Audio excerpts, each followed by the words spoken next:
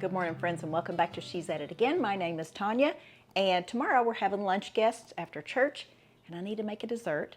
So I'm going to be making a pumpkin crisp. This is a new recipe to me, and of course I've changed it around a little bit. I've replaced the regular granulated sugar with coconut sugar, and the brown sugar I've replaced with coconut sugar plus date syrup. So go with us as we make a pumpkin crisp, but changed up just a tiny bit. I'm just going to set this camera down right here.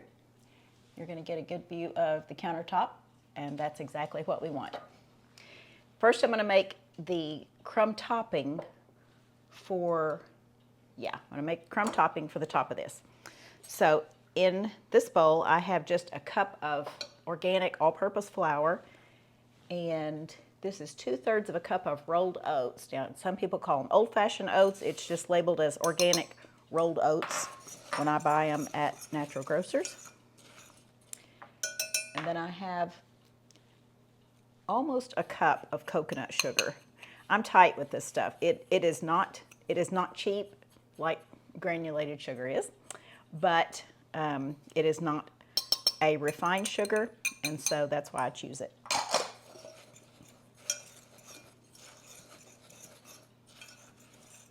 Like I said, we're going to be putting date syrup in it because coconut sugar plus date syrup is a little like dark brown sugar.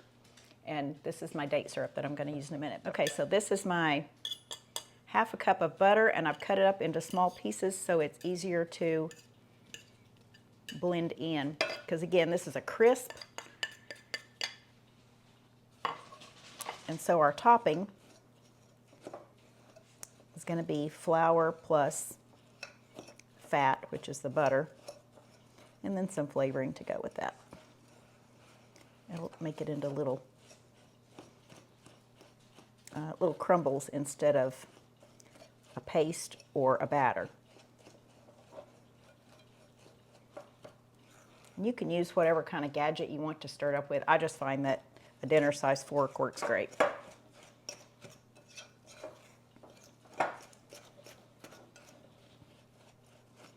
I already have my oven preheating to 350 degrees. In fact, it just went off a minute ago and I was panicking going, I gotta hurry. Okay, you're just gonna mix this up until you pretty much get the big blobs out of there. You could even do this with your fingers if you wanted to.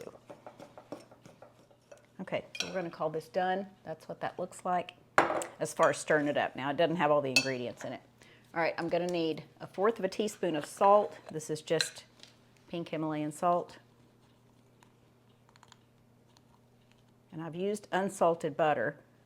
So if you use salted butter, you may or may not use less.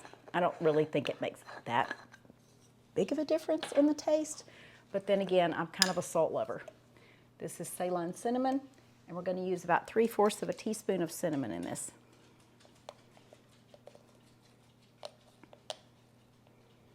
So about like that.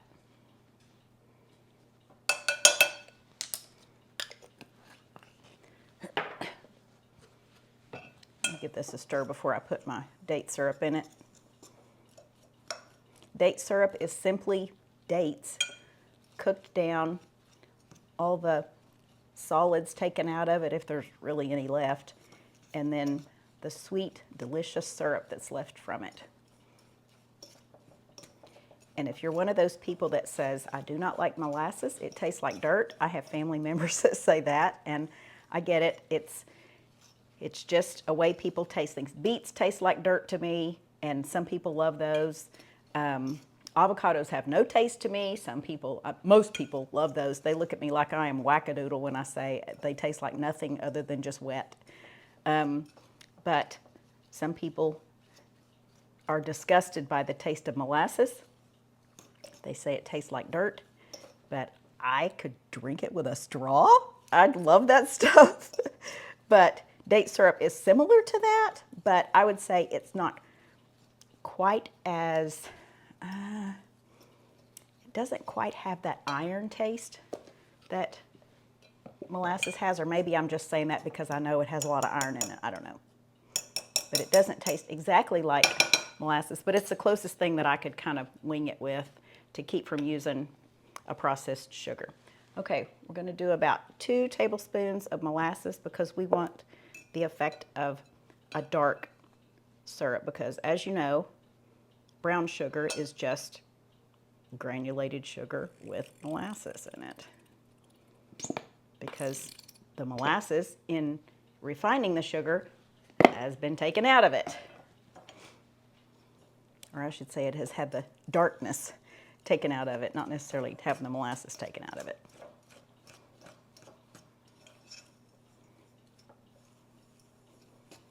Okay, giving this a stir. This is our, again, our crumb topping. We're just going to set this aside while we mix up our filling, our pumpkin filling. And you know, nothing quite says welcome fall like the smell of pumpkin cooking in the house. So I'm kind of excited about this. All right, let's get our bowl for our pumpkin. All right, another clear bowl. And in this, we're going to need a 15-ounce can of pumpkin.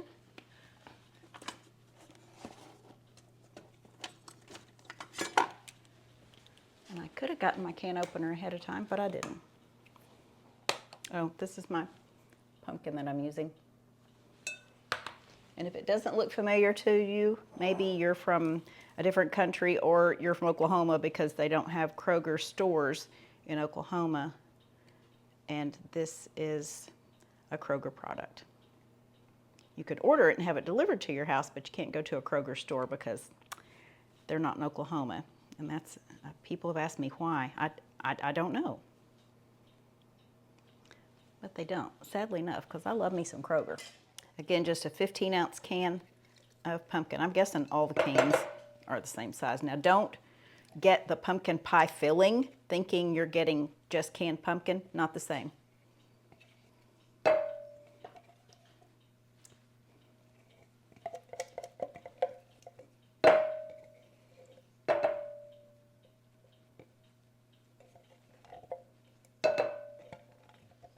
Y'all know I'm going to dig all that out of there. Okay, clean as a whistle. To that, we are going to add 2/3 of a cup of coconut sugar.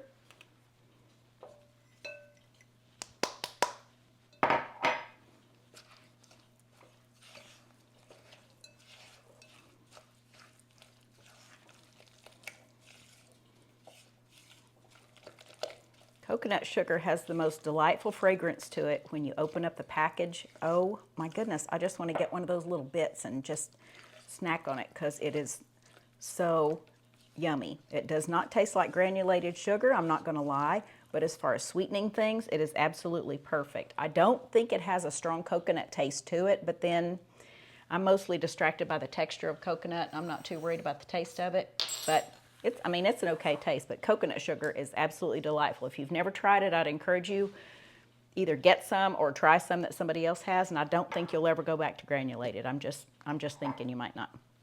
Okay, 3 eggs.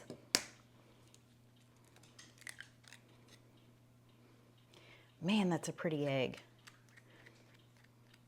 I just gotta brag, y'all. These aren't store-bought eggs. These are eggs from my friend's chickens. Look at that egg. Isn't that gorgeous? Oh my goodness. Okay, I'm gonna put them in there one at a time because if I happen to drop a shell or a piece of straw from the bedding material gets in there, I don't want it to be in everything. This one isn't quite as orange as the last one. It's still pretty though.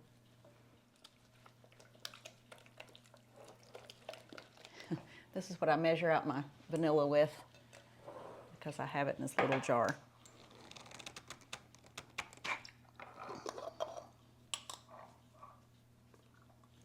We need 2 teaspoons of vanilla.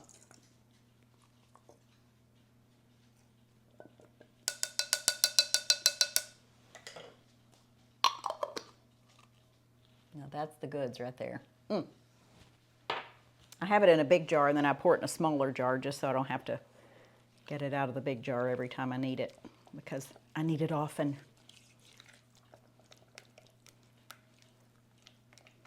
Okay, 1½ teaspoons of pumpkin pie spice. This was our last video and this is what I made. yesterday, I think. Okay, 1½ teaspoons. This is super easy to make. If you have pumpkin pie spice that's store-bought, use that, but this is just homemade, freshly grated nutmeg. Just can't beat it. I need a ½ teaspoon of cinnamon again for the filling.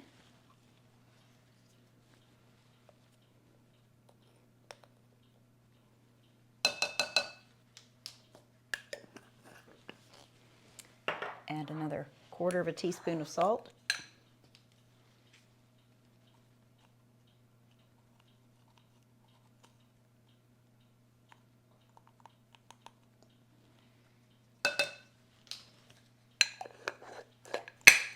See, get back on there.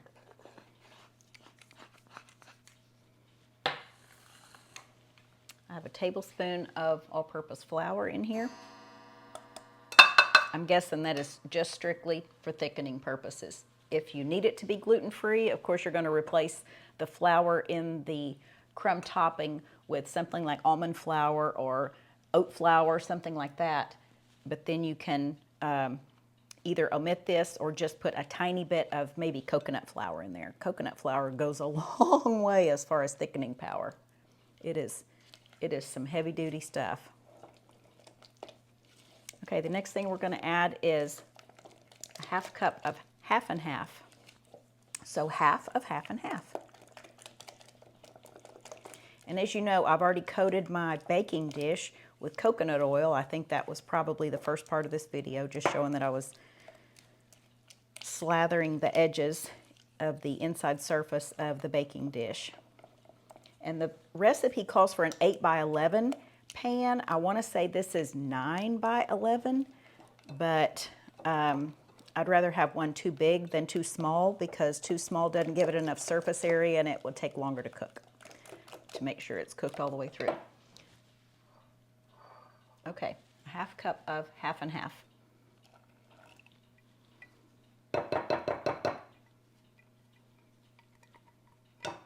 I actually did not have half and half, so I used half heavy cream and half whole milk, and that's what half and half is. So anytime you need to substitute it, don't go out and just buy half and half for some, you know, recipe you're only going to need ½ a cup for, and didn't just waste the rest of it. I use quite a bit of heavy cream in other things, so I normally have it on hand, and of course I have whole milk on hand at all times.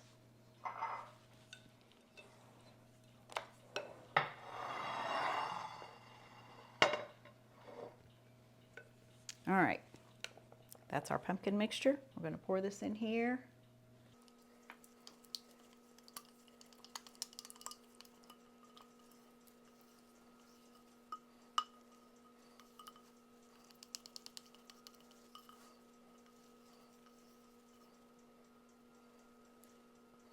I have another recipe for something made with pumpkin, another dessert.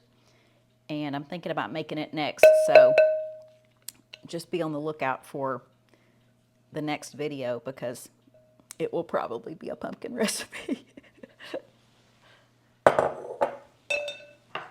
right, I'm just gonna jiggle this around a little bit, make sure it's smooth, and it is. I'll give you an overhead look at that. And then we're gonna put our crumb topping on. My oven should be good and hot by now. Goodness gracious.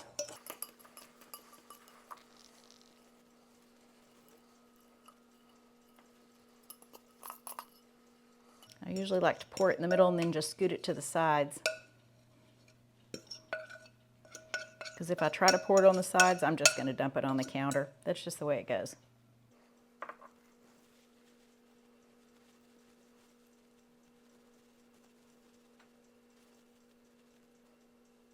None of our guests tomorrow have any dietary restrictions. I've already checked. And so that means I could make anything and everything. If I wanted to add some toasted almonds or pecans to this, pecans would be really good. But I'm going to refrain, because I just want to show you how to make the basic recipe to this, since this is the first time I'm making this.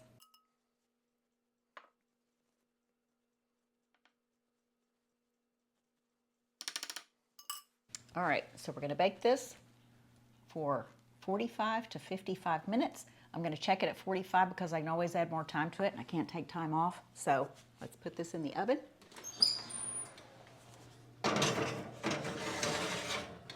Set our timer for 45 minutes. And I'll show you what it looks like when it comes out. See you in a minute. 15 seconds, this will be done. It smells so incredibly good. I mean, I'm telling you, I looked at, I was over there washing my dishes while it was baking, and at about 20 minutes left, the smell started hitting me, and I was like, oh my word, that smells so fabulous. Okay, we'll get this out.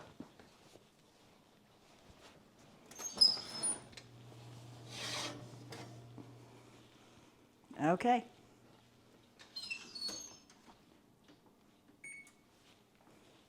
This is what it looks like. Maybe when I cut a piece tomorrow, I'll take a video of it just so you can see the inside of it. It's basically like a pumpkin pie with some crumb topping on it. So it says to serve this warm, not hot. So chances are when we come in from church and while people are showing up and I'm getting everything else ready, then I will pop this in a warm oven and just keep it warm until dessert time. So I'm excited. Okay, recipe will be in the description as always, and we look forward to sharing something again with you really soon. We really do. I enjoy doing this. This is like free publishing of a cookbook for me because I can refer back to it. Somebody asked me recently, how much did you get paid for that? You know what? Nothing. And you know why I do it? Because more times than not, people will call me and say, hey, remember that thing you served at such and such event that I catered, or maybe somebody came over here for dinner, or just somebody heard about, something that was being made, and I happen to bring it. But they'll say, can you write that recipe down for me? You know what? I'm gonna do better than that. I'm gonna send it to you because it's all in my phone or on my computer. It's just so easy. So as far as becoming a YouTube star, I'm not. I don't expect to do that. I know that I'm not at this point. Nobody's going to trick me into calling me that. But I do have fun doing it. But this is why I do it, because people ask for recipes and it's just so easy to access. So I'm grateful for YouTube for doing that. I'm grateful that I have access to it. And I'm grateful for you for tuning in. So enjoy the recipe and see you next time.